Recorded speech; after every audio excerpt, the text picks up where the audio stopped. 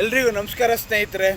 ಎಲ್ಲೋ ಒಂದು ಕಡೆ ಇವತ್ತು ವಿರೋಧ ಪಕ್ಷ ಎಲ್ಲಿದೆ, ಏನಾಗ್ತಿದೆ, ಏನು ಇಡೀ ಜನಸಾಮಾನ್ಯರು ಇವತ್ತು ರಾಜ್ಯದ ಮೂಲೆ ಮೂಲೆಗಳಲ್ಲೂ ಜನಸಾಮಾನ್ಯರು ಕೇಳ್ತಿರೋದು ಒಂದೇ ಪ್ರಶ್ನೆ: ವಿರೋಧ ಪಕ್ಷದ ನಾಯಕರೆಲ್ಲಿದ್ದಾರೆ, ಏನು ಮಾಡ್ತಿದ್ದಾರೆ, ನಿದ್ದೆ ಮಾಡ್ತಿದ್ದಾರಾ, ಏನು ಮಾಡ್ತಿದ್ದಾರೆ, ಇಡೀ ರಾಜ್ಯದಲ್ಲಿ ಇದ್ದಾರೆ. ಇವತ್ತು ರೈತ ಇವತ್ತು ಆತ್ಮಹತ್ಯೆಗೆ ಶರಣಾಗ್ತಿದ್ದಾನೆ. ಬೆಳೆದಂಥ ಬೆಳೆಗೆ ಸಮಸ್ಯೆಗಳಿಗೆ ಸೂಕ್ತ ಬೆಲೆಗಳಿಲ್ಲದೆ ಇಲ್ಲ, ಮತ್ತು ಏನು ಉಳುವ ಭೂಮಿಗೆ ಸರಿಯಾದಂಥ ಆಯಾ ಕಾಲಕ್ಕೆ ಮಳೆ ಇಲ್ಲ.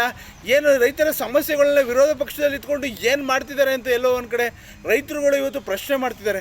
ರೈತರ ಭೂಮಿಗಳು ಇವತ್ತು ಲಪಡಾಯಿಸೋಕೆ ಎಷ್ಟೊಂದು ರಾಜಕೀಯದ ನಾಯಕರುಗಳು ಇವತ್ತು ತುದಿಗಾಲಲ್ಲಿ ನಿಂತಿದ್ದಾರೆ. ಇವತ್ತು ಟೌನ್ಶಿಪ್ ಮಾಡ್ತೀವಿ, ಇನ್ನೊಂದು ಮಾಡ್ತೀವಿ ಅಂತ ಮಹಾನ್ ನಾಯಕರಾದಂಥ ಡಿ ಕೆ ಸಾಹೇಬ್ರು ಅವರು ಏನು ಟೌನ್ಶಿಪ್ಗೋಸ್ಕರ ಹೆಜ್ಜೆ ಇಟ್ಟರು ಸಹ ಇವತ್ತು ಯಾವುದೇ ಒಂದು ಚಕಾರವನ್ನು ಎತ್ತದೇ ಇವತ್ತು ವಿರೋಧ ಪಕ್ಷದ ನಾಯಕ ಸ್ಥಾನದಲ್ಲಿ ಕೂತಿರುವಂಥ ಮಾನ್ಯ ಅಶೋಕ್ರವರು ಏನು ಮಾಡ್ತಿದ್ದಾರೆ. ಇವತ್ತು ಸಮಸ್ಯೆಗಳು ಎಷ್ಟಿದೆ ರಾಜ್ಯದಲ್ಲಿ. ಇವತ್ತು ಅವ್ರಿಗೆ ತೆಗೆದುಕೊಳ್ಳುವಂಥ ಭತ್ಯೆಗಳು ಏನೇನಿದೆ. ಇವತ್ತು 2000 ಕೊಟ್ಟರೆ ಇವತ್ತು ಫ್ರೀ ಗ್ಯಾರಂಟಿಗಳು ಕೊಡ್ತಿದ್ದಾರೆ. ಗ್ಯಾರಂಟಿ ವಿಚಾರದಲ್ಲೂ ಯಾವುದೇ ರೀತಿ ತಕರಾರುಗಳನ್ನ ಮಾಡಲ್ಲ ನಮ್ಮ ವಿರೋಧ ಪಕ್ಷದ ನಾಯಕರುಗಳು. ಇವತ್ತು ತಿಂಗಳಿಗೆ 80,000 ದುಡ್ಡನ್ನು ಸಂಬಳವನ್ನು ತೆಗೆದುಕೊಳ್ತಾರೆ. ಮತ್ತು 2,000 ಲೀಟ್ರ್ ಪೆಟ್ರೋಲ್ಗಳನ್ನ ಕಾರ್ಗಳಿಗೆ ತುಂಬಿಸ್ಕೋತಾರೆ. ಮತ್ತು ಊಟ ಉಪಚಾರ ಅದಕ್ಕೆ ಇದಕ್ಕೆ ಅಂತ ಸಾವಿರಾರು ರೂಪಾಯಿ ಸರ್ಕಾರದ ದುಡ್ಡುಗಳನ್ನ ಪಡಿತಾರೆ. ಮತ್ತು ರಾಜ್ಯದ 224 ತಾಲೂಕುಗಳಲ್ಲೂ ಸುತ್ತಬೇಕು. ಸಮಸ್ಯೆಗಳೇನಿದೆ ಅಂತ ಸಾಮಾನ್ಯರುಗಳನ್ನ ನಾಡಿಮಿಡ್ತನ ತಂದು ಅಧಿವೇಶನದಲ್ಲಿ ಸದನದಲ್ಲಿ ಕೂತ್ಕೊಂಡು ಚರ್ಚೆ ಮಾಡಬೇಕು. ಯಾವುದೂ ಇಲ್ಲ. ಏನು ವಿರೋಧ ಪಕ್ಷ ನಾಯಕ ಸ್ಥಾನದಲ್ಲಿ ಕೂತ್ಕೊಂಡು ಇವತ್ತು ಬೊಬ್ಬೆ ಹೊಡೆಯುವಂಥದ್ದು ಏನೂ ಇಲ್ಲ. ಇವತ್ತು ಇಂದಿನ ದಿನಗಳಲ್ಲಿ ಏನು ಯಡಿಯೂರಪ್ಪನವರು ಮತ್ತು ಸಿದ್ದರಾಮಯ್ಯ ಇದ್ದಂಥ ಸಂದರ್ಭದಲ್ಲಿ ವಿರೋಧ ಪಕ್ಷದ ನಾಯಕ ಸ್ಥಾನದಲ್ಲಿ ಯಾವ ರೀತಿ ಗಟ್ಟಿಯಾಗಿ ನಿಂತಿದ್ದರು, ಯಾವ ರೀತಿ ಒಂದು ಸದನದಲ್ಲಿ ಒಂದು ಗಪ್ಚುಪ್ ಆಗ್ತಿತ್ತು, ಮತ್ತು ಇಡೀ ಸದನನೇ ಒಂದು ಅವರ ಮಾತು, ಅವರ ಒಂದು ಈ ಗತ್ತಿಗೆ ಗಾಂಭೀರ್ಯಕ್ಕೆ ಎಲ್ಲರೂ ಹೌದು ಅಂತ ಹೇಳ್ತಿದ್ರು. ಅಂಥ ಒಂದು ಅಧಿವೇಶನಗಳು ನಡೀತಿತ್ತು. ಎಲ್ಲ ಒಂದು ಕಡೆ ಯಡಿಯೂರಪ್ಪನವರು ಏನು ಅವ್ರ ವಿರೋಧ ಪಕ್ಷ ನಾಯಕ ಆದಂಥ ಸಂದರ್ಭದಲ್ಲಿ ಏನು ಕಾಂಗ್ರೆಸ್ನ ಯಾವ ರೀತಿ ಕಟ್ಟಾಕಿದ್ರು, ಮತ್ತು ಹಾಗೆಯೇ ಏನು ಸಿದ್ದರಾಮಯ್ಯನವರು ವಿರೋಧ ಪಕ್ಷ ನಾಯಕರಾದಂಥ ಸಂದರ್ಭದಲ್ಲಿ ಯಾವ ರೀತಿ ಇವತ್ತು ಬಸವರಾಜ ಬೊಮ್ಮಾಯಿರವ್ರನ್ನ ಯಾವುದೇ ಒಂದು ಬೆಲೆಗಳನ್ನ ಏರಿಕೆ ಆಗದಂತೆ ಕಟ್ಟಾಕಿದಂತೂ ಎಲ್ಲೋ ಒಂದು ಕಡೆ ಇತಿಹಾಸ ಆಗಿದೆ.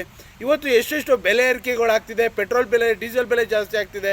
ಇವತ್ತು ಒಂದು ಚಾಪ ಕಾಗದಾಗಲಿ ಇನ್ನೊಂದು ಕಾಗದಗಳು, ರಿಜಿಸ್ಟ್ರ್ ಫೀಸ್ಗಳು ಎಲ್ಲವೂ ಜಾಸ್ತಿ ಆಗ್ತಿದೆ. ಈ ಖಾತೆ ಮಾಡ್ತೀವಿ ಅಂತ ಹೇಳ್ತಾರೆ, ಅದು ಜಾಸ್ತಿ ಆಗ್ತಿದೆ.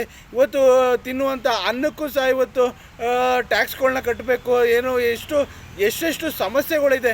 ಯಾವುದು ಧ್ವನಿ ಎತ್ತದಲ್ಲಂತ ವಿರೋಧ ಪಕ್ಷದ ನಾಯಕರುಗಳು ಏನು ಆದಂಥ ನಮ್ಮ ಅಶೋಕ್ರವರು ಯಾವ ರೀತಿ ಇವತ್ತು ರೈತರ ಒಂದು ಭೂ ಕಬಳಿಕೆ ಆಗ್ತಿದೆ, ರೈತರ ಒಂದು ಭೂಮಿಗಳನ್ನ ಕಬಳಿಸಬೇಕು ಅಂತ ಏನು ಆ ಜನ್ಮ ಕೊಟ್ಟಂಥ ಆ ಭೂಮಿನ ಇವತ್ತು ಟೌನ್ಶಿಪ್ ಮಾಡಬೇಕಂತೇಳಿ 9,600 ಎಕರೆಗಳನ್ನ ಕಬಳಿಸ್ಬೇಕಂತ ಹೊರಟಿದೆ ಇವತ್ತು ಸರ್ಕಾರ.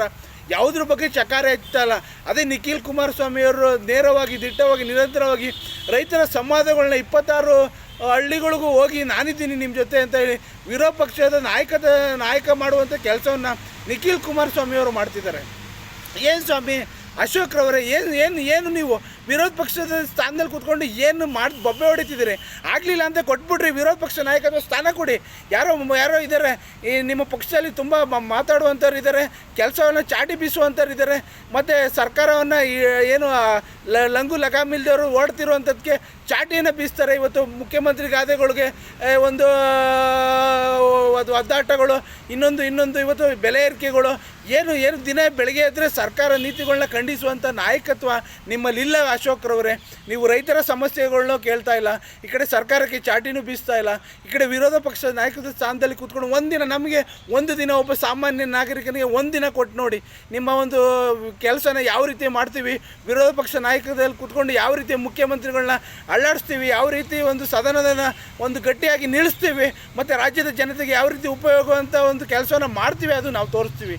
ನೀವು ವಿರೋಧ ಪಕ್ಷದ ನಾಯಕದಲ್ಲಿ ಕೂತ್ಕೊಂಡು ಈ ಥರ ಸುಮ್ಮನೆ ಖಾಲಿ ಕೂತ್ಕೊಂಡು ಕಾಲಹರಣ ಮಾಧ್ಯಮದವ್ರಿಗೆ ಬಂದಂಥ ಸಂದರ್ಭದಲ್ಲಿ ಪ್ರೆಸ್ ಮೀಟಿಂಗ್ ಮಾಡಿಕೊಂಡು ಅವ್ರು ಕೇಳುವಂಥ ಪ್ರಶ್ನೆಗಳಿಗೆ ಲೀಲಾಜಲವಾಗಿ ಉತ್ತರಗಳನ್ನ ಕೊಟ್ಕೊಂಡು ಬರೀ ಈ ಒಂದು ಮಾತುಗಾರಿಕೆ, ಈ ಒಂದು ಪ್ರೆಸ್ ಮೀಟ್ಗಳಿಗೆ ಸೀಮಿತ ಆಗ್ತದೆ. ಇವತ್ತು ನೀವು ಮಾಡುವಂಥದ್ದು ಕೆಲಸಗಳು ರಾಜ್ಯದ ಜ್ವಲಂತ ಸಮಸ್ಯೆಗಳಿದೆ. ನೀರಾವರಿ ಸಮಸ್ಯೆ ಇದೆ, ನದಿಗಳ ಸಮಸ್ಯೆ ಇದೆ, ಕಾವೇರಿ ಆಗಲಿ, ಕೃಷ್ಣ ಮೇಲ್ದಂಡೆ ಆಗಲಿ, ಮೇಕೆದಾಟು ಆಗಲಿ, ಉತ್ತರ ಕರ್ನಾಟಕ ಭಾಗದ ಜನರ ಒಂದು ರೈತರ ಒಂದು ಗೂಳೆತ್ಕೊಂಡು ಹೋಗ್ತಾ ಇರೋದಾಗಲಿ, ಇವತ್ತು ಕೆರೆಗಳನ್ನ ಗೂಳೆತ್ತಿಸೋದಾಗಲಿ, ಇವತ್ತು ಬಡತನ, ಅಸ್ಪೃಶ್ಯತೆ ಆಗ್ತದೆ. ಇವತ್ತು ಸರ್ಕಾರಿ ಆಸ್ಪತ್ರೆಗಳಲ್ಲಿ ಲಂಚ ಮತ್ತು ಸರ್ಕಾರಿ ಕಚೇರಿಗಳಲ್ಲಿ ಲಂಚ ಮತ್ತು ಆಸ್ಪತ್ರೆಗಳಿಗೆ ಹೋದರೆ ಸರಿಯಾದ ಶುಚಿತ್ವ ಇಲ್ಲ, ಎಚ್ಚರಿಸುವಂಥದ್ದು ಯಾವುದೂ ಒಂದು ಇಲ್ಲ. ಯಾವ ಕೆಲಸವನ್ನು ನೀವು ರಾಜ್ಯದ ಸಮಸ್ಯೆಗಳ ಬಗ್ಗೆ ಧ್ವನಿ ಎತ್ತುತ್ತಿದ್ದೀರಾ, ಗಟ್ಟಿಯಾಗಿ ಹೋರಾಟ ಮಾಡ್ತಿದ್ದೀರಾ, ಬೀದಿಗಿಳಿದಿದ್ದೀರಾ? ಯಾವುದೂ ಇಲ್ಲ. ನಿಮಗೆ ನಾಯಕತ್ವ ಸ್ಥಾನ ಇಲ್ಲ, ಆಗಲಿಲ್ಲ ಅಂದರೆ ರಾಜೀನಾಮೆ ಕೊಟ್ಟು ಹೋಗಿ.